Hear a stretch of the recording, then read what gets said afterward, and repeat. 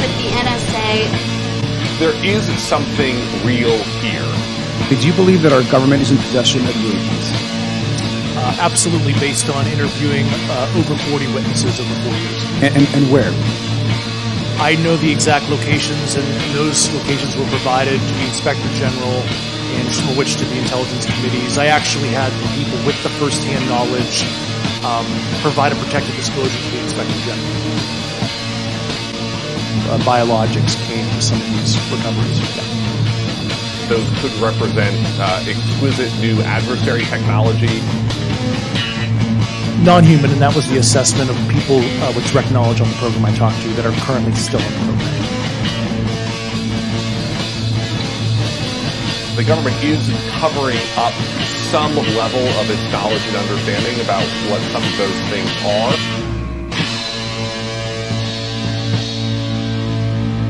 The Soul Foundation, which just announced a new initiative for UFO research and policy.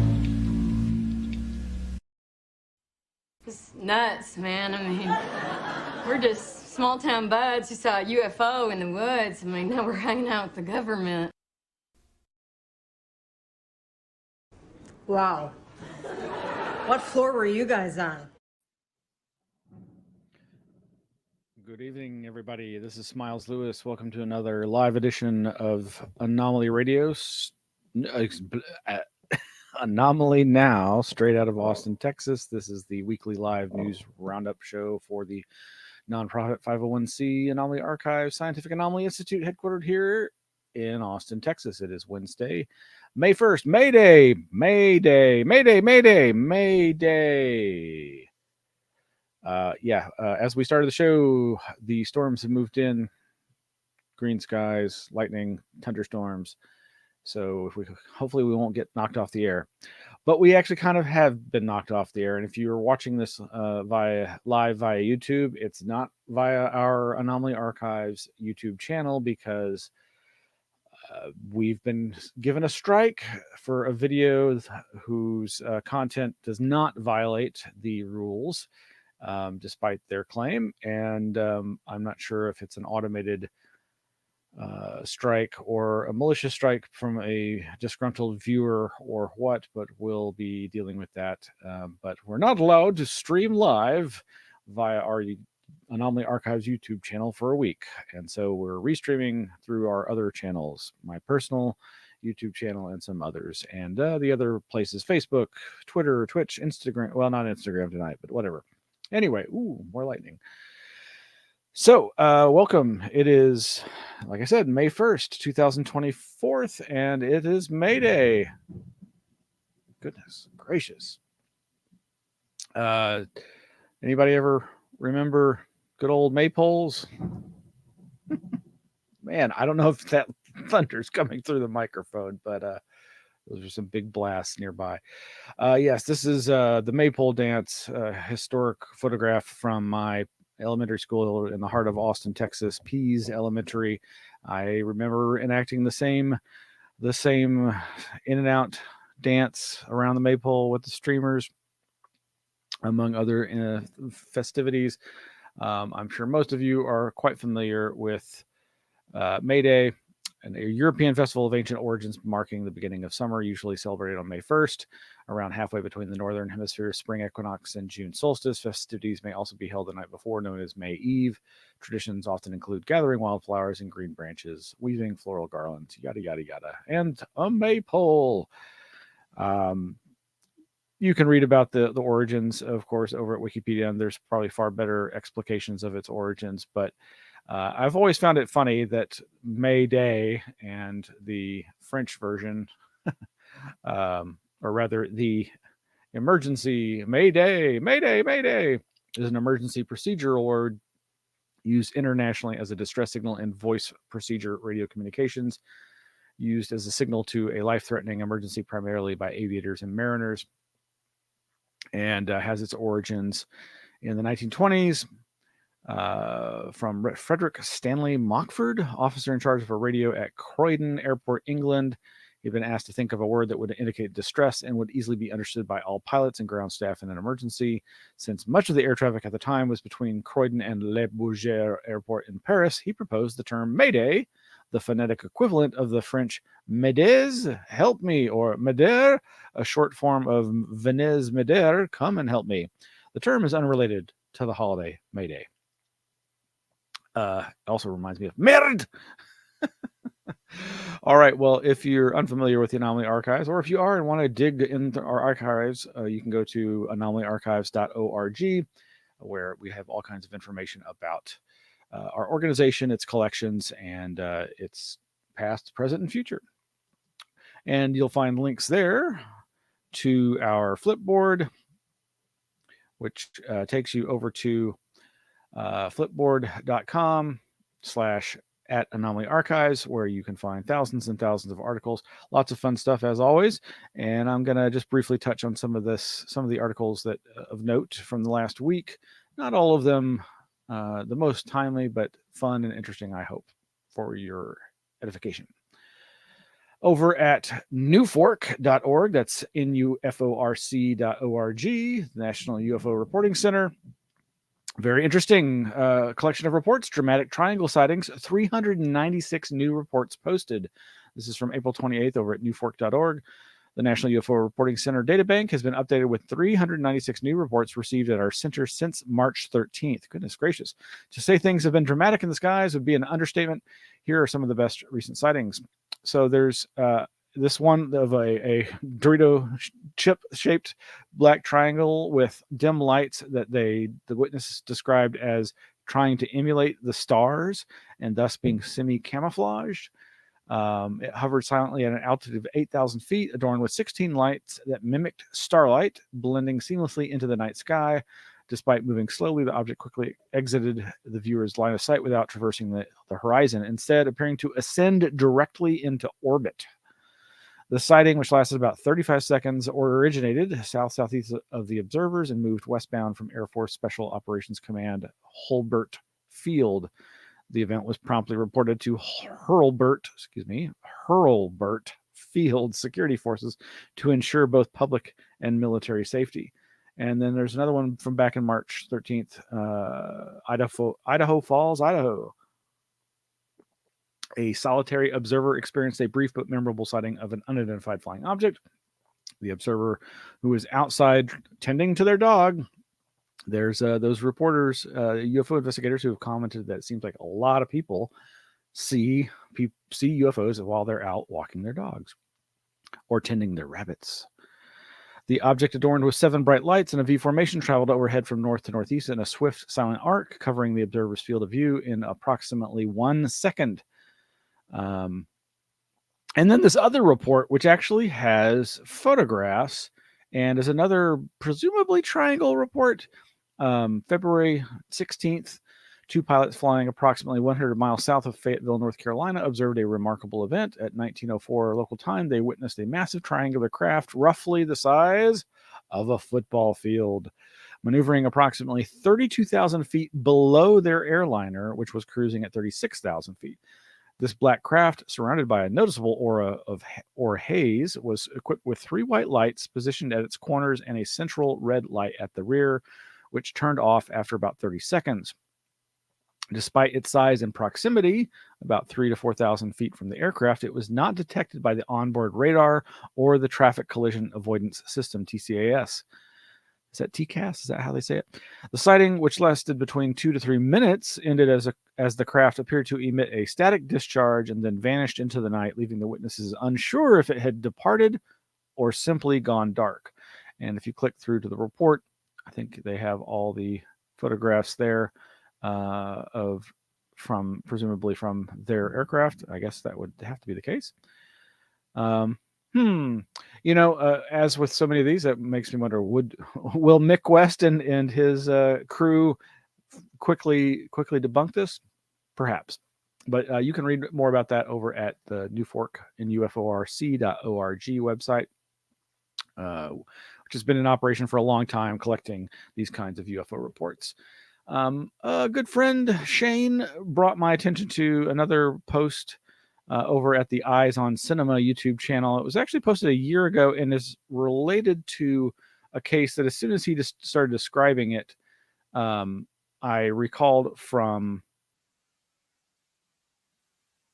like 10 years ago. Sure enough, back in, gosh, what was it? 2010, July 25th, 2010, Mac White and I probably mentioned this. I haven't re-listened to the episode, but on our episode 123 of the live PsyOp radio show, we definitely had that link to in our news. And my recollection was that this was a pretty quickly debunked as a hoax or a misidentification of some simple object. But this collection of photos is interesting. I don't think I'd seen most of these. And then at the very end, as my friend Shane brought to my attention, is a video clip purporting to be, and there we go. There is this purported video of the same series of photographs, all from different angles. So if all of these have been validated, that is pretty interesting. I still gotta wonder though, is this just something in the haze, or obscured by clouds? Not sure what to make of this. Anyway, I'll put the link in the show notes, and you can judge for yourself. Again, this is over at the Eyes on Cinema website. Oh, and this is, so there's two pieces of video here. That one from a distance with the light shining down and some other lights moving around the cigar-shaped object, the long line of light. And then this one where it seems to have moved behind that. See that at the end, the light seems to rotate and then it seems to shoot up. But honestly, that just does not look very convincing to me. But like I said, I'll have to revisit my old PsyOp radio show number 123 and see what we said about it back then. The link in that episode has since long been,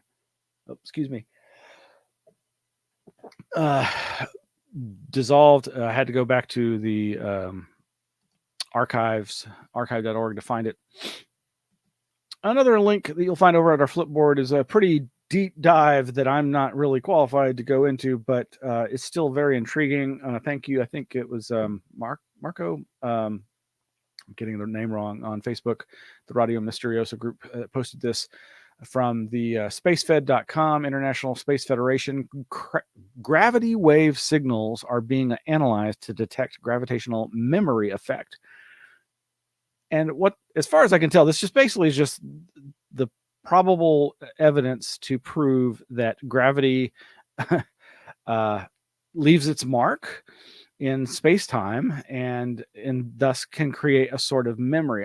This is probably a bad analogy, but I'm thinking of how you can look at tree rings and learn about past times through aspects of those rings. That's probably a very faulty analogy, but very intriguing.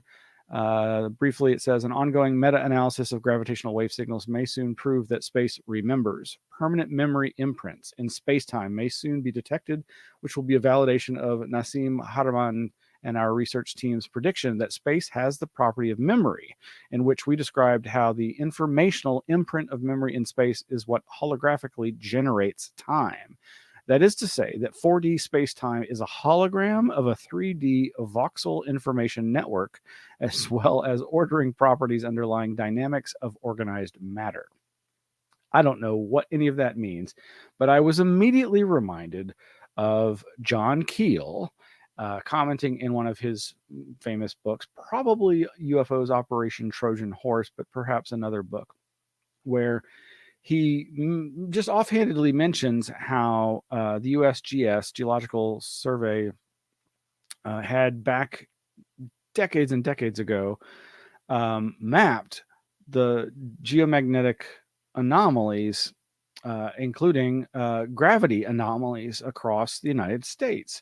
And he felt that might actually be very useful information in the study of weird phenomena, UFOs, paranormal, etc. So immediately conjures that. Maybe no direct connection to that, but I thought I'd direct your attention towards that.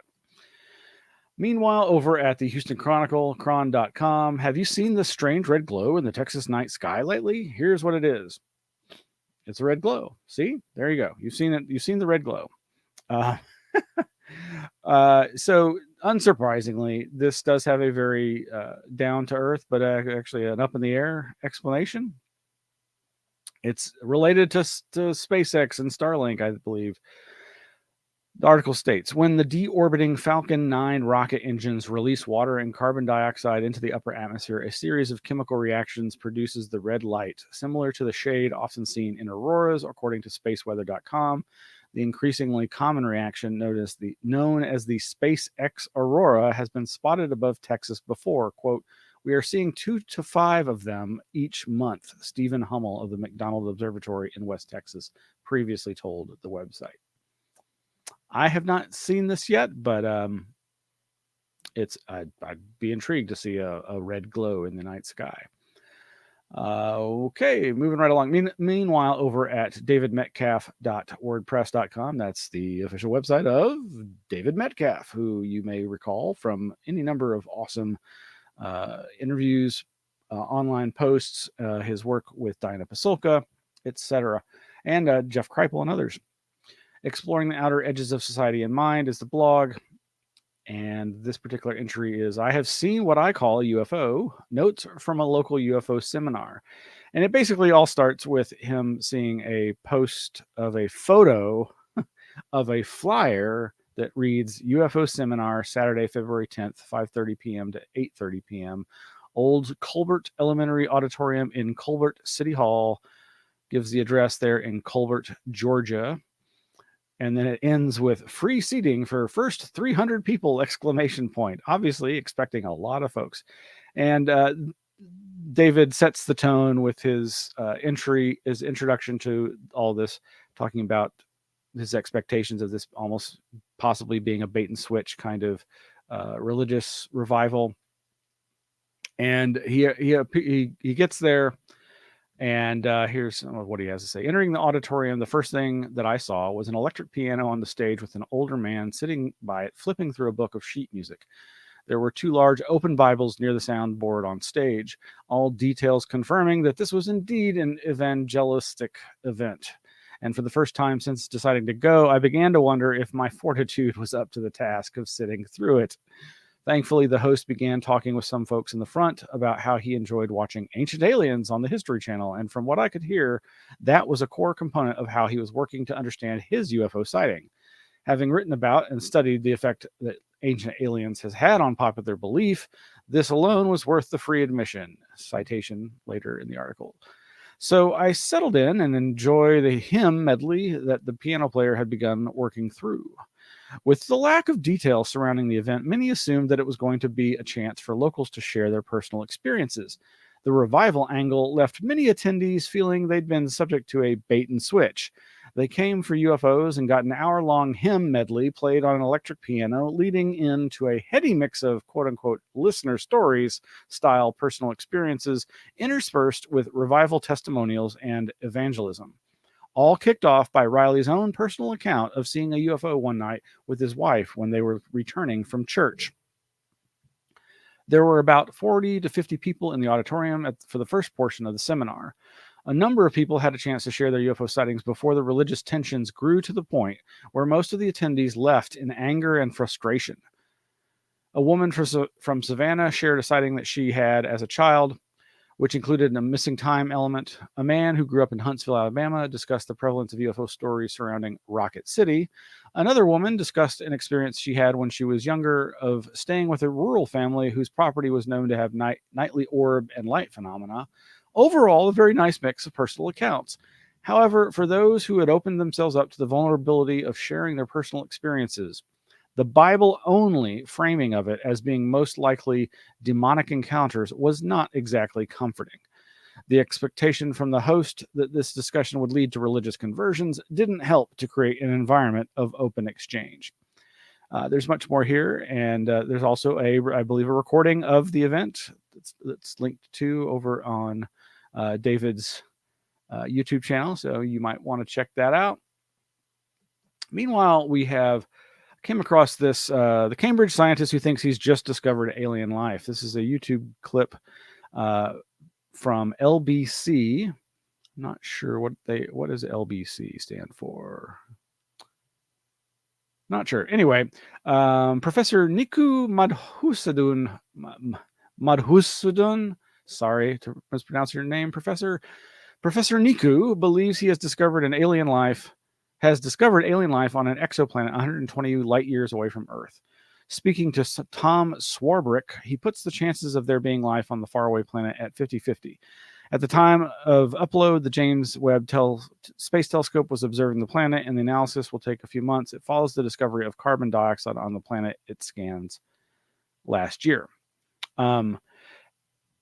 It's just interesting hearing this astronomer, scientist, describing how excited he was when he realized what he was seeing, and how he lost sleep allegedly for a week in grappling with this, and I assume trying to check and recheck his work.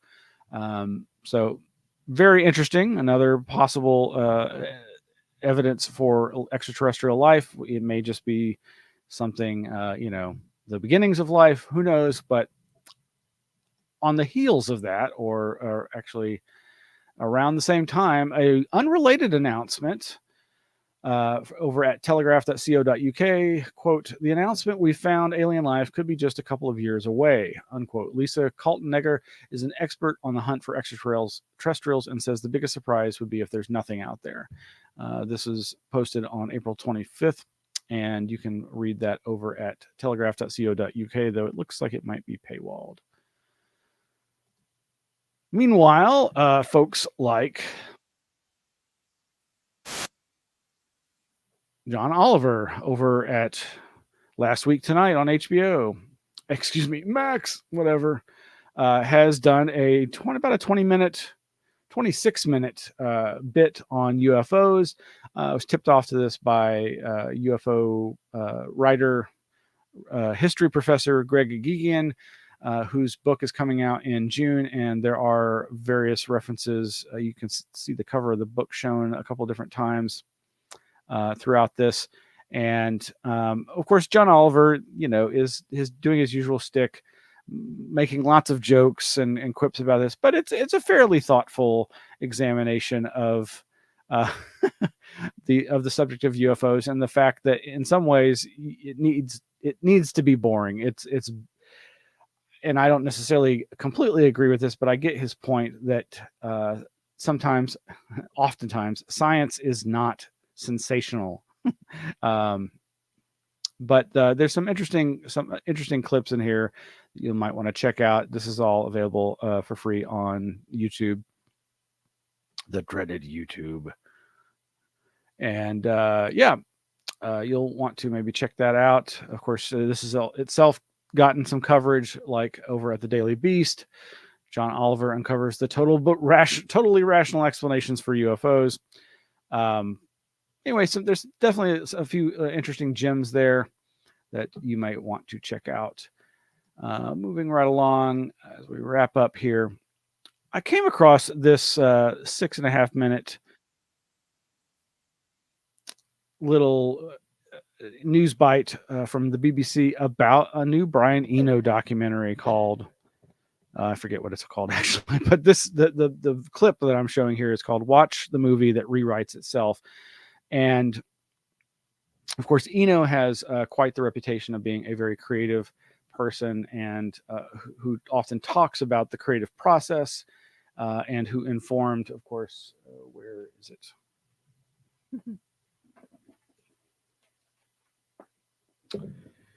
Before the UFO Tarot,